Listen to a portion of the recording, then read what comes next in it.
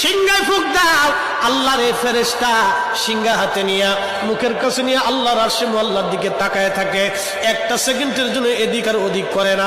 কখন রব হুকুম দিবে সিংহায় ফুৎকার দেওয়ার জন্য, যখন সিংহায় ফুৎকার দিবে, কুরআন বলতেছে ইদাস সামাউ ফাতারাত, আকাশ ভেঙ্গে ভেঙ্গে ভেঙ্গে ভেঙ্গে পড়তে থাকবে। ওয়া ইদাল কাওয়াকিবু তাসারাত, সমগ্র নক্ষত্রগুলি ভেঙ্গে ভেঙ্গে ভেঙ্গে ভেঙ্গে পড়তে থাকবে।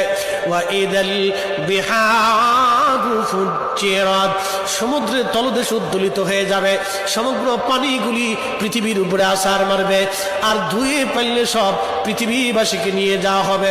ওয়া ইদাল কুবুরু বুসিরাত, কবরের ভিতরে যাহা আছে সব আমার মালিক আমার রব বের করে দিবে।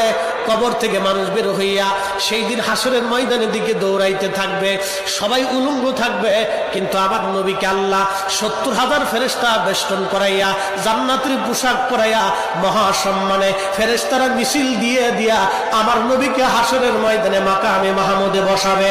একবার জোরে বলা যাবে কি আল্লাহু আকবার। খুব মনোযোগ দেন। হযরত ইউনূস আলাইহিস সালামের কথা বলছিলাম।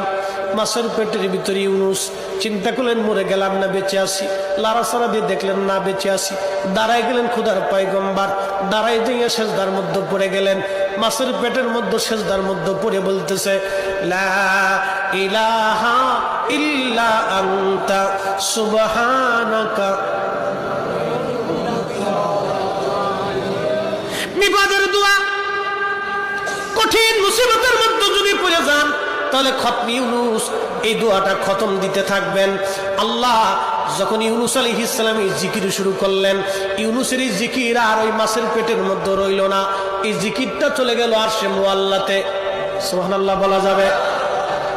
আরশে মুআল্লার পাশে এই জিকিরগুলি চারপাশ দিয়ে ঘুরতেছে। আরশে মুআল্লা ধরে রাখছেন ৪ জন ফেরেশতা কাঁধে করে। এই ৪ জন ফেরেশতা আল্লাহকে ডাকতে বলে, রব আপনার বান্দা ইউনূস তিনি জীবনে ভালো অবস্থায় থাকার সময় আপনার জিকির করেছে, আজকে সে মাছের পেটের ভিতরে পড়ে গভীর সমুদ্রের মধ্যে আপনার জিকির করতেছে। আল্লাহ ইউনূসের জিকিরের আওয়াজ আরশে মুআল্লার চারপাশ দিয়ে ঘুরতেছে। আল্লাহ আপনি আপনার ইউনূসকে মাফ করে দেন। আল্লাহ নবী বলেন উম্মত রে, ওই সময় যদি ইউনূস সেজদার মধ্যে পড়ে এই দোয়া না পড়তেন তাহলে কিয়ামত পর্যন্ত আল্লাহ ইউনূসকে মাছের পেটের মধ্যে ওইভাবে রেখে দিতেন। হযরত ইউনূস ওই সময় জিকির করতেছিলেন। এমন সময় ইউনূস আলাইহিস সালাম ডাক দিলেন, হে রব সমুদ্রের ভিতর থেকে আপনার জিকিরের আওয়াজ আসে, সমুদ্রের ভিতরে আপনার জিকির করে কে?